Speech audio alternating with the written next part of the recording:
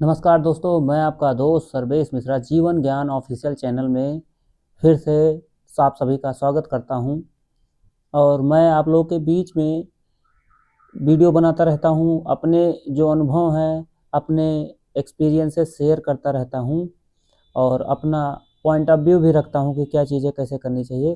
तो आज मैं टाइपिंग से रिलेटेड, जैसे कि इस समय एक ही एग्ज़ाम नहीं लगा है कि जिसमें टाइपिंग पूछा गया, बहुत सारे एग्ज़ाम हैं जिसमें आप कह सकते हैं जूनियर असिस्टेंट है, उसके बाद Uttar Pradesh police computer operator ASI है, और इसी तरह से एनटीपीसी में भी टाइपिंग मांगा जाता है। रेलवे के द्वारा आरआरबी एनटीपीसी आता है। इसी तरह से बहुत सारी वैकेंसी हैं।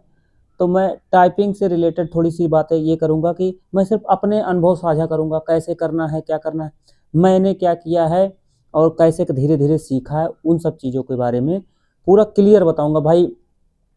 जो फैक्ट है, हवाबाजी नहीं हुई यहाँ पे कि मतलब बहुत लोग होते हैं, अरे मैंने ऐसे किया, मैं ये कर दिया, मैं वो कर दिया। जो रियल मैंने फील किया है अपने जीवन में वही बताऊँगा, उसी के बारे में। और कितना सीरियस था, क्या था, ऐसे एज ए नॉर्मल स्टूडेंट मैं भी हूँ और आप लोग भी हैं, हमारे मित्रगण, हमारे भाई सहपाठी आप ही लोग भी हैं। तो क्या किए थे, कैसे किए थे, उसके बारे में चलिए शुरू करते हैं।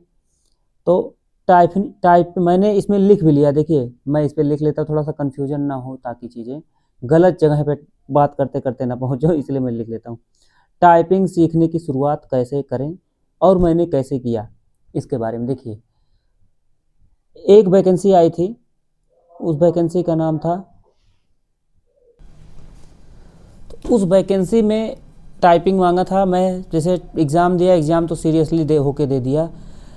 रिटन में अच्छे नंबर आए तो वो लोग टाइपिंग के लिए बुला लिए। टाइपिंग को लेकर मैं सीरियस नहीं था, मुझे लगा अरे ऐसे कुछ होगा, सीख लेंगे, कर लेंगे, क्या दिक्कत है, 2 महीने 1 महीने में कर लेंगे। जब मैं करना शुरू किया तो सच में सही बताऊं, ईमानदारी से हो नहीं पाया भाई। मैं काफ़ी कोशिश किया, खींचता गया, मतलब करता गया। 22 वर्ड 25 वर्ड मेरे इंग्लिश के आते थे, वो भी एक्यूरेसी नहीं होती थी, गलतियों के साथ, फुल मिस्टेक, अच्छी खासी मिस्टेक्स, जबकि वो 85% एक्यूरेसी मांगे थे। नहीं हो पाया, गया पेपर पर दिया। मैंने एक नया अनुभव लिया कि कैसे होगा, मज़ा भी आया, चलो ठीक है, कोई एक नया अनुभव मिला। लेकिन फिर मैंने ठान लिया कि नहीं, मुझे करना ही करना है यार टाइपिंग। उसके पीछे का लॉजिक बताता हूँ मैं, क्यों टाइपिंग मैंने करने के लिए ठान ली। क्योंकि बहुत सारे कंपटीशन्स हैं, जो सिंगल पेपर एग्ज़ाम होती है, वैकेंसी होती है, उसमें कंपटीशन सच में टफ़ होता है। और इतना टफ़ होता है सिंगल पेपर वाले पे कि 85-86 ऐसे जाता है जर्नल का कट ऑफ। और अदर कैटेगरीज के लिए थोड़ा सा कम ही जाएगा, 4-5 नंबर, लेकिन 80 और 75 के बीच में ही रहता है वो सिंगल पेपर वाले में। तो मैं इतना, मुझे समझ में आ गया कि मैं कितना कर सकता हूँ, कितना मुझे समझ में आता है पढ़ने के लिए। तो मैं सोचा ऐसी वैकेंसीज़ में हाथ डाला जाए जिसमें और भी चीज़ें क्राइटेरिया में हो। तो ऐसे पेपरों में क्या होता है, थोड़ा सा तो कम कट ऑफ जाता ही है, फाइट भी कम होता है। क्योंकि जब भी स्पेशल कोई भी एग्ज़ाम, जब भी कोई स्पेशल कैटेगरी डाल देगा, या मुझे ये चाहिए, कोई स्पेशल स्किल डाल देगा, तो वो सबके पास नहीं होता है। बस यही सोच के शुरू कर दिया। और यूट्यूब पे आप देखेंगे, मैं बहुत बड़ा मिथ ही समझूंगा, पता नहीं कैसे लोग कहते हैं, कैसे कर भी पाते होंगे, कितनी सच्चाई है कितनी सच्चाई नहीं है इस चीज़ में। मैं आपको बता दूं, मेरा जो अनुभव है, मुझे नहीं पता लोग करते भी होंगे, मेरा जो अनुभव है, जैसे लोग बोलते हैं बस आप बिगनर हैं, ये चीज़ कर लीजिए, आप 15 दिन में आपकी टाइपिंग हवा बना देंगे, आप एकदम रौला काट देंगे। ये सब नहीं हो पाता भाई, सच में। 15-20 दिन 1 महीना भी कुछ नहीं होता। अगर आप 1 महीने बिगनर हैं, थोड़ा सा धीरे धीरे शुरू करते हैं और सोचते हैं कि ज़्यादा मेहनत भी ना करना पड़े, थोड़ा थोड़ा करके सीख लें, तो 1 महीना नहीं, 6 महीना। अगर आप डेली आधा घंटा, जैसे सुबह हो गया आप 10 मिनट दे दीजिए, दोपहर को 10 मिनट और शाम को 10 मिनट, और वो 10 मिनट सिर्फ टाइपिंग ही करिए। तो इस तरह से आप करते हैं, या मैं आधा घंटा नहीं, मैं बोलता हूँ कि अगर 1 घंटा मैक्सिमम ले लीजिए, आधा घंटा तो मैं कम ही बोल दे रहा हूँ। 6 महीने करेंगे तो आप मास्टर हो जाएंगे टाइपिंग के। लेकिन ये जो 20 दिन और 1 महीने में बोलते हैं मास्टर बन जाएंगे, ये हो जाएंगे, ये गलत है। ये सिर्फ अफवाहें हैं। तो ये थी मेरी टाइपिंग सीखने के तरीके, मतलब शुरू किया था, उसके बाद मैंने करना शुरू कर दिया और मैं करते करते करते मैं लगभग 1 साल लगाया हूँगा आराम से सीखते। मैं बहुत चिल होकर सीखा हूँ, कोई लोड नहीं रहता था। और शुरुआत कैसे की ये चीज़ समझिए, आपको पता है डिवाइसेस, इलेक्ट्रॉनिक डिवाइस, मोबाइल भी हो गया, लैपटॉप भी हो गया, टैबलेट भी हो गया, जिस पे जो आपके पास सुविधा हो, जिससे अवेलेबिलिटी हो। तो मेरे पास लैपटॉप भी था, मेरे पास मोबाइल भी है, दोनों चीज़ें थी, लेकिन मुझे मोबाइल में करना बड़ा मज़ा आया। उसके पीछे एक लॉजिक मैं बताता हूँ। मोबाइल ज़्यादा खोलने बंद करने की झंझट नहीं, मोबाइल हमेशा व्यक्ति ऑन करके रखता था। तो मैं OTG लगाया, कीबोर्ड कनेक्ट किया, बस शुरू हो गया तड़ तड़ तड़ तड़ करना। मज़ा आता था, टाइम भी मतलब ऑन ऑफ करना, बंद करना के, और चार्जर खूब बड़ा सा फैला के रखना है लैपटॉप का, ये सबसे बचना था। मतलब मैं शुरुआत ही था ना, तो आप कभी भी जब कोई चीज़ शुरू करिए तो आपको ज़्यादा लोड नहीं डालना चाहिए, थोड़ा थोड़ा करना चाहिए किसी भी चीज़ के लिए। ये टाइपिंग ही नहीं, कोई भी नया स्किल सीखते हैं तो आप अपने आप को ज़्यादा बर्डन दे के नहीं शुरुआत करनी चाहिए, थोड़ा थोड़ा।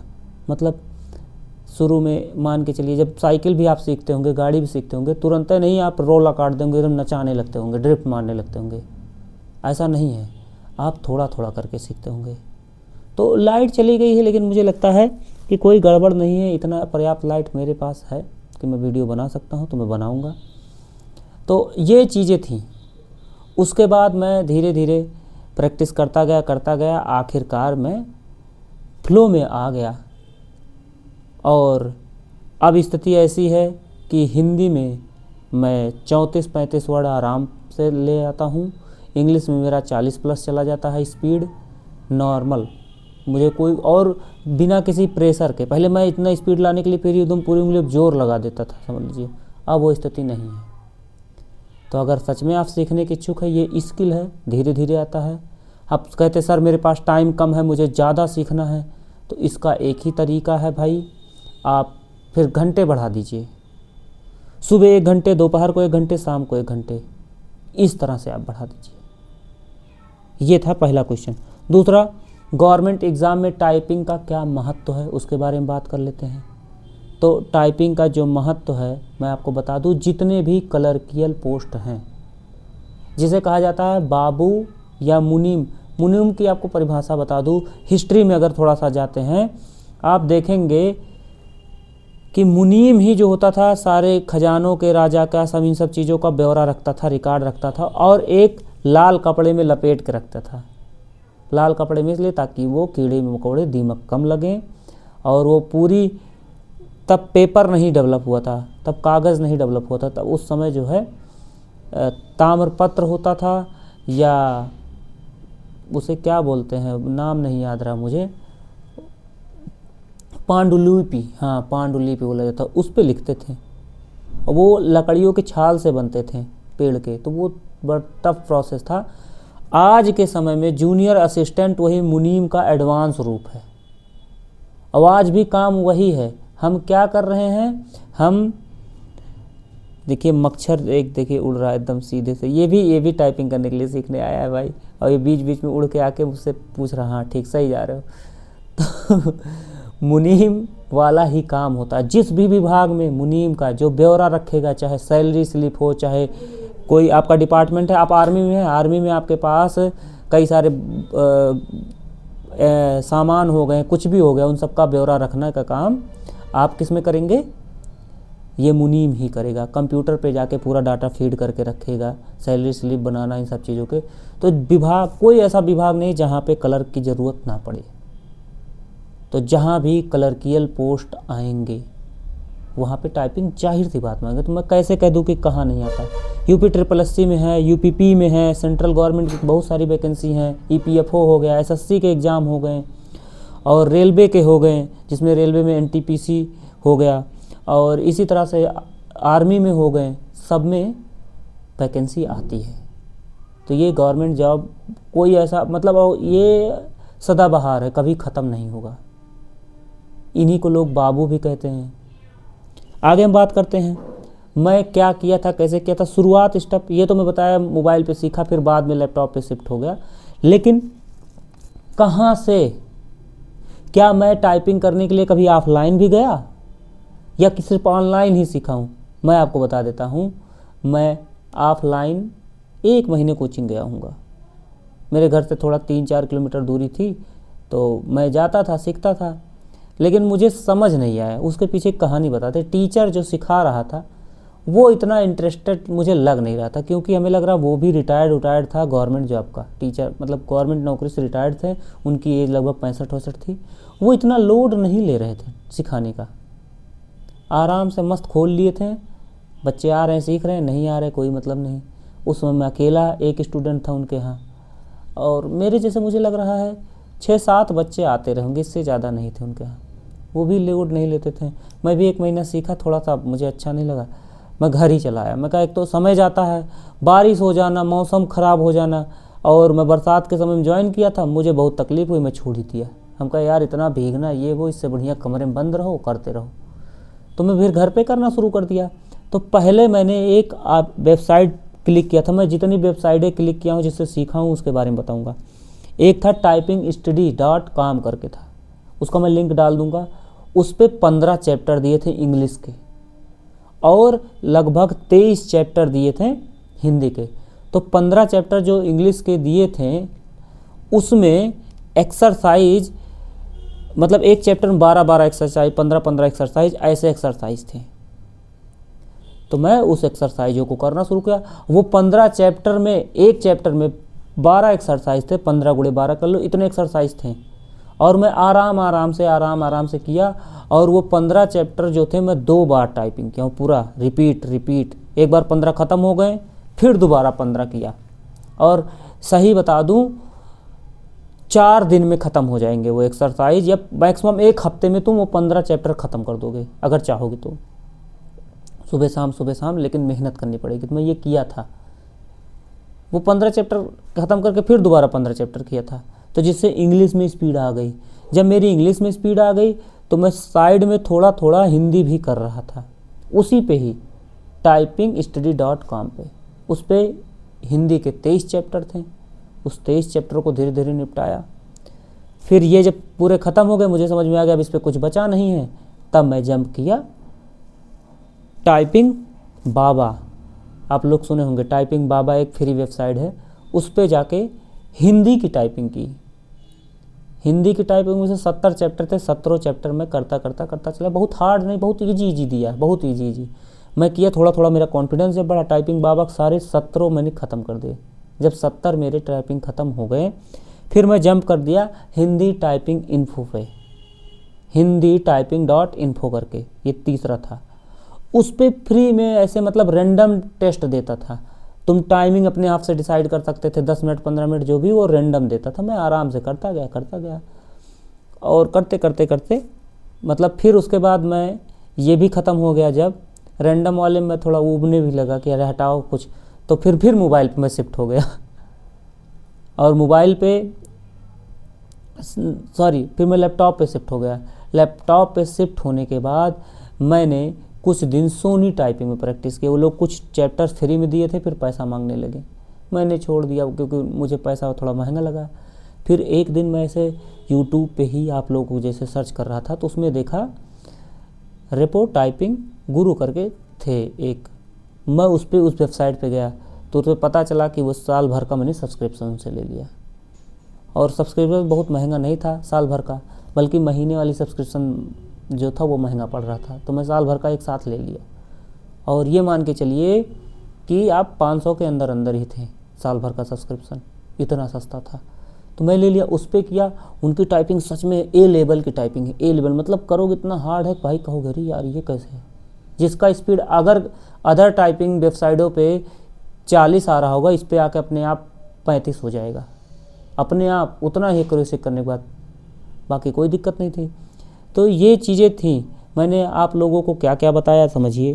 पहले टाइपिंग मेरा सीखने का अनुभव क्या था, दूसरा कि कहाँ कहाँ एग्ज़ाम होते हैं टाइपिंग का, कहाँ कहाँ ज़रूरत पड़ता है, और तीसरा कि मैं जब टाइपिंग सीखा तो कैसे कैसे सीखा, उसका वेबसाइट्स कहाँ कहाँ जंप करते गया। तो अगर कोई कहा कि नहीं मैं ऐसे सोया था एक दिन रात में उठा मुझे आत्मज्ञान हो गया, तो ऐसे नहीं, मैं भी इधर उधर खूब भटका हूँ।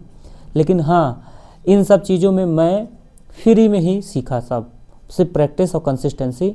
और मैं सभी से कहूँगा जब भी आप टाइपिंग सीखिए तो आप टेबल और मेज़ ज़रूर व्यवस्थित कर लीजिएगा। मैं बहुत बच्चों को देखता हूँ वो खटिया पे बैठ के, मतलब बेड पे बैठ कर कीबोर्ड लगाए मोबाइल पे टाइपिंग कर रहे हैं। भले ही मोबाइल हो आपके पास, एक ट्राइपॉड या ट्राइपॉड नहीं है तो इसे फट्टी उट्टी लगा के मोबाइल स्ट्रेट रख लीजिए ना अपने अपने आई साइट के बराबर। मतलब मैं उन बच्चों को बताने की कोशिश कर रहा हूँ जिनकी माली हालत अच्छी नहीं, जिनके पास तो है वो तो कर ही ले रहे हैं। और उसके बाद जो है तो फिर हमने उसको जो है इस हिसाब से करके और बैठ के प्रॉपर पोस्चर, टेबल रखिए आप या कुर्सी हो कुर्सी रखिए, अपना रीढ़ की हड्डी एकदम सीधी रखिए, स्ट्रेट पूरा एक्टिव मोड में रहिए। ऐसे नहीं कर रहा हूँ ये वाला हिसाब किताब नहीं करना है। एक्टिवेट इस तरह से पूरा स्ट्रेट हो जाइए और इस तरह से कोशिश करिए, हवा में से हाथ लहराइए खुद करके ये सब, और ये सब धीरे धीरे आने लगेगा और सच में स्पीड आएगी। मैं ये नहीं कहता हूँ कि मैं कहीं क्वालिफाई कर दिया ये, लेकिन सच में मेरी स्पीड आती है। और मैं जिनको जिनको बताया हूँ मेरे बताए हुए ट्रिक जो करते हैं भाई, वो लोग फिर बाद में कहते हैं भाई बहुत मज़ा आया, मतलब आपका ट्रिक काम करता है।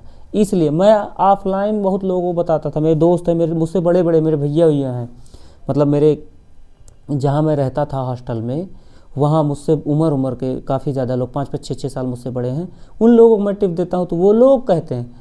तब मुझे लगा कि नहीं भाई कि अब हम आप लोगों को भी बता सकते हैं।